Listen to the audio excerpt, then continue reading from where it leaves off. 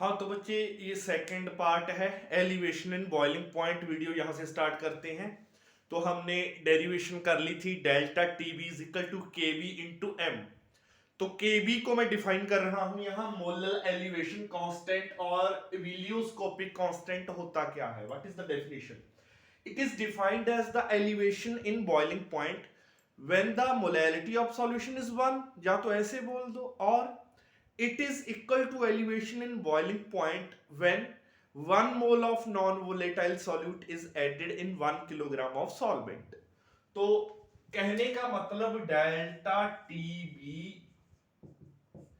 के बी के इक्वल ही आ जाता है जब मोलैलिटी ऑफ द सॉल्यूशन 1 होती है। तो दिस इज द डेफिनेशन। आगे इसकी यूनिट पूछ लेता है, what are the units of this ebullioscopic constant और मोलर एलिवेशन कांस्टेंट। तो आपको पता था कि delta T B is equal to K B into M होता है। तो आप ऐसा करो, delta T B upon M लिख लो is equal to K B, ऐसा लिख लोगे आप। अब टेम्परेचर पता है आपको कि केल्विन में लेकर चलते हैं, तो केल्विन मोलैलिटी मोल पर केजी होती है। तो यूनिट आ गए केल्विन केजी मोल इनवर्स।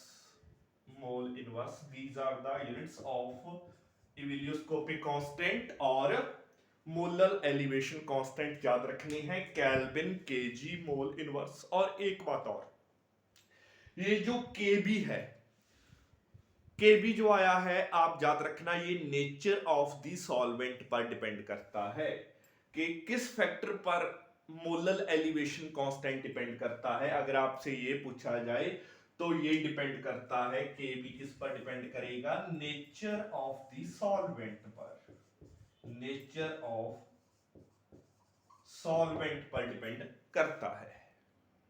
आगे late us see the formula, जिस फॉर्मूले के साथ आपने elevation in the boiling point colligative property वाले न्यूमेरिकल सॉल्व करने हैं। उन न्यूमेरिकल्स में कौन सा फॉर्मूला आपके काम आएगा, तो लेट अस सी। तो delta T B is equal to K B into M आ गया। यहां एम को हम एक्सपेंड करके लिखेंगे, delta T B is equal to K B into molality क्या होती है, number of moles of solute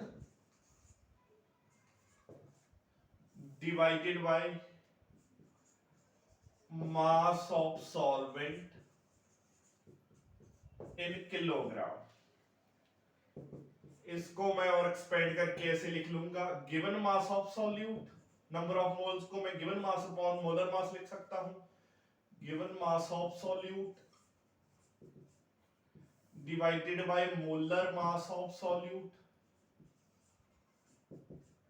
multiply mass of solvent। देखो बच्चे, अगर गिवन मास ग्राम्स में है, मोलर मास ग्राम्स में है, मास ऑफ सॉल्वेंट आपने ग्राम्स में ही आपको लेना पड़ेगा, है ना।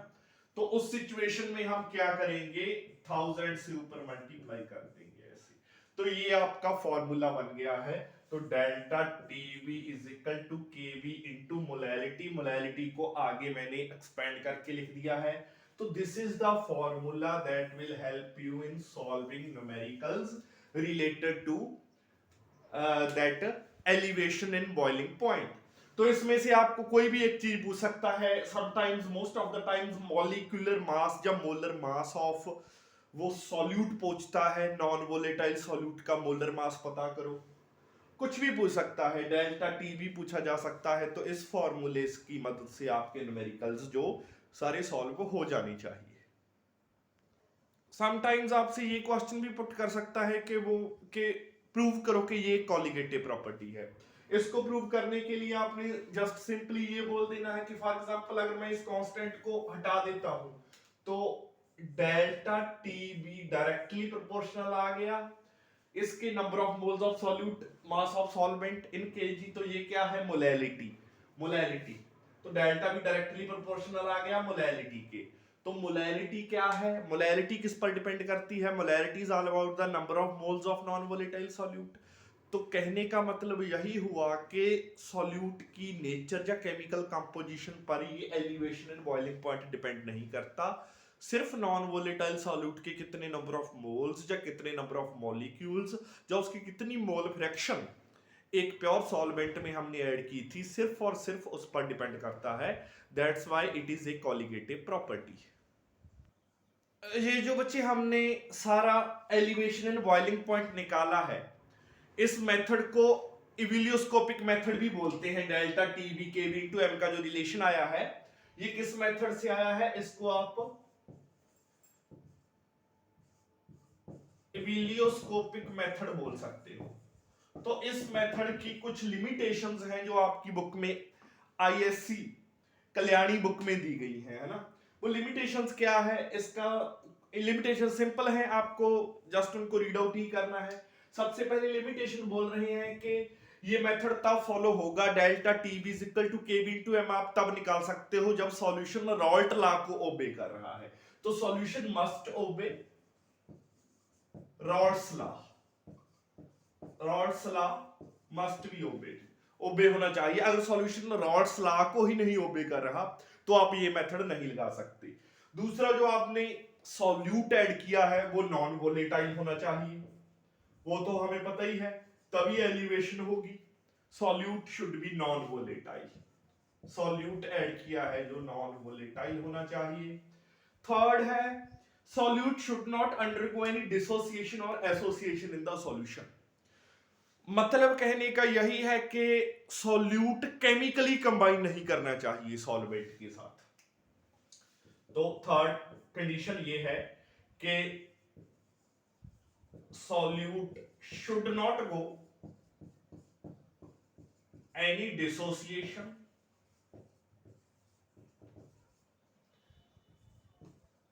और एसोसिएशन इन सॉल्वेंट। जो प्योर सॉल्वेंट में हमने सॉल्यूट ऐड किया था वो उस प्योर सॉल्वेंट के साथ केमिकली कंबाइन नहीं करना चाहिए। Then solution should be dilute, because mostly आपको पता ही है कि कॉलिगेटिव प्रॉपर्टीज हम डाइल्यूट सॉल्यूशंस के लिए देखते हैं, तो सॉल्यूशन आपका डाइल्यूट होना चाहिए, इसमें कोई दो राय नहीं है। The solution must be dilute. And एक लास्ट जो पॉइंट उन्होंने लिखा है, ordinary thermometer can not be used. ये जो मेजर करना है आपने एलिवेशन इन बॉइलिंग पॉइंट, इसके लिए they are saying that ordinary thermometer you cannot use, it should not be used, instead extremely sensitive thermometers that is called Beckman's thermometer are used because elevation is very small. Ordinary thermometer because elevation इतनी ज्यादा small होती है कि ordinary thermometer आपको नहीं बता पाएगा। इन्होंने बोला कि कितनी स्मॉल जो एलिवेशन होता है, टेम्परेचर बॉइलिंग पॉइंट का बढ़ना होता है, वो ऑलमोस्ट 10⁻³ केल्विन इंक्रीज होता है। तो इतनी छोटी इंक्रीज को आपका जो ऑर्डिनरी थर्मोमीटर है वो नहीं बता पाएगा। तो इसके लिए दे आर सेइंग के specially designed extremely sensitive thermometer that is called Beckman thermometer should be used. Beckman thermometer should be used because the elevation is very small of the magnitude 10⁻³ Kelvin, इतने magnitude की होगी। तो ये था आपका सारा। उसके बाद एक्सपेरिमेंटल डिटर्मिनेशन, तो वो तो आपको पता ही है कि हमने जो मेथड यूज किया है, हमने तो इविलियोस्कोपिक मेथड यूज किया है, बट इन्होंने कुछ और मेथड भी बताए हुए हैं। एक तो इन्होंने बताया है कि द ओल्डेस्ट मेथड, उनका कोई आपने डिटेल नहीं पढ़नी, डिटेल हमारा इविलियोस्कोपिक मेथड ही है, बट वैसे आपको जानकारी दी है बुक में, एडिशनल नॉलेज दी है, आप ये ध्यान में रख सकते हो कि एक्सपेरिमेंटली जो डेल्टा टीबी है, एलिवेशन एंड बॉइलिंग पॉइंट है, वो कौन कौन से मेथड से हम निकाल सकते हैं। हमने तो इविलियोस्कोपिक मेथड किया है, और इन्होंने और भी आपको 2-3 नाम दिए हैं, वो आपने जस्ट याद रखने हैं। एक तो oldest method to measure to find out the elevation in boiling point, इन्होंने बोला कि बेकमैन का मेथड है, ठीक है, बेकमैन मेथड ओल्डेस्ट मेथड है, ये Beckmann method to measure the elevation in boiling point, ये ओल्डेस्ट है that is the oldest method. और एक दो मेथड उन्होंने और नाम दिए हैं कि इनके बिना नाउअडेज में जो बेटर मेथड्स यूज्ड हैं वो एक है लैंडबर्जर्स मेथड,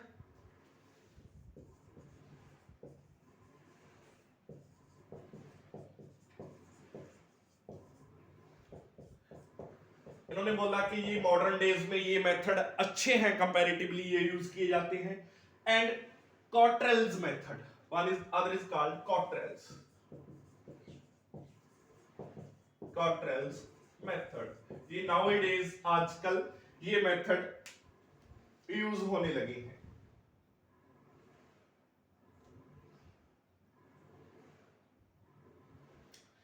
और एक आपको जो लास्ट में मैं बताऊं,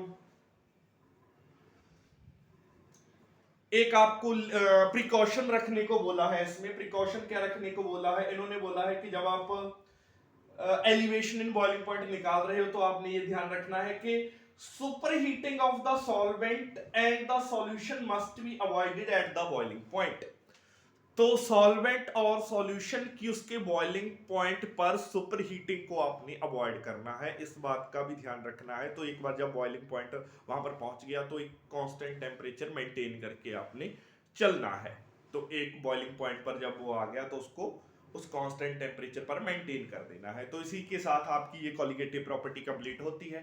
न्यूमेरिकल आप ट्राई कर लेना और जो भी कोई डाउट होंगे वो मुझे आप बता देना।